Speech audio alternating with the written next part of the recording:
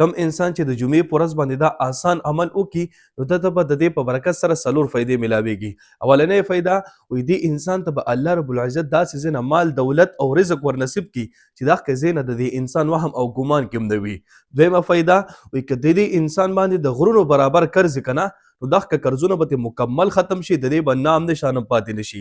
دریمه فایده وایي دا انسان به الله رب العزت تر راتلونکي جمعې پورې د هر قسمه مصیبت او پریشانۍ نه محفوظ وساتي. څلورمه فایده وایي دا انسان به الله رب العزت تر راتلونکي جمعې پورې د هر قسمه ګناهونو نه هم محفوظ وساتي. دا څلور عجیبه فایدې دي. عمل بالکل آسان ترین عمل دی. نو عمل درته درښیمه خو عمل نه مخکې دا خبره واورئ سړي چې دي که نه دا عمل به د جمعې په ورځ د جمعې مانځه نه پس کوي او زنانه چې دي د جمعې په ورځ به د ماسپښین مونځ نه پس دا عمل کوي. ښه زنانه خو د جمعې مونځ نه کوي که نه نو هغوی چې جمعې په ورځ د ماسپښین مونځ وکړي نو هغې پسې به دا عمل کوي چې ټول مونځ ختم کړي دا عمل به کوي.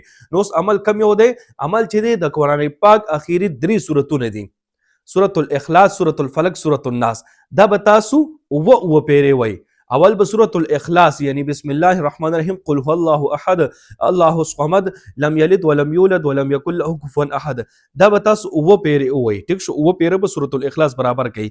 بیا ورپسې سورة الفلق اوه پیرې ووایي بسم الله الرحمن الرحیم قل اعوذ برب الفلق من شر ما خلق ومن شر غاسق اذا وقب ومن شر النفاثات في العقد ومن شر حاسد اذا حسد. دا بیا تاسو اوه پیرې ووایي. بیا ورپسې اخر کې سورة الناس اوه پیرې تاسو ووایي. سورة الناس کوم سورت دی؟ بسم الله الرحمن الرحیم قل اعوذ برب الناس ملک الناس اله الناس من شر الوسواس الخناس الذي يوسوس في صدور الناس من الجنة والناس. بس دا سورتونه دي. په دې طریقې سره به تاسو دا اوه پیرې برابروئ. نو چې اوه پیرې تاسو دا برابر کړئ دا څلور فایدې به درته ملاویږي.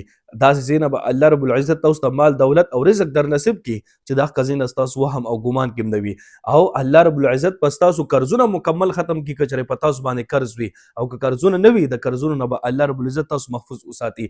او درېیمه فایده بیا څه ده چې الله رب العزت په تاسو تر راتلونکي جمعې پورې د هر قسمه مصیبتونو او پریشانونو محفوظ وساتي. او څلورمه فایده الله رب العزت په تاسو د هر قسمه ګناهونو نه هم محفوظ وساتي. نو کم انسان چې هر جمعه دا عملونه جاری ساتي کنه نو ټول عمر به الله رب العزت د انسان ته دا فائدې ور نصیب کوي. رزق به الله تعالی ور کوي، قرضونو نه به الله تعالی محفوظ ساتي، هر قسمه مصیبتونو نه به الله تعالی محفوظ ساتي او هر قسمه ګناهونو نه به الله رب العزت محفوظ ساتي. نو په خپل هم په دې باندې عمل وکړي او نور مسلمانانو سره د ثواب په نیت باندې دا ویډیو ډیره شیر کړي چې هغه هم دا عملونه شروع کړي او تاسو ته دعاګانې کوي. الله رب العزت مخشاله باد ستا دعاګانې کوي، دعاګانې وکاو. الله پامان.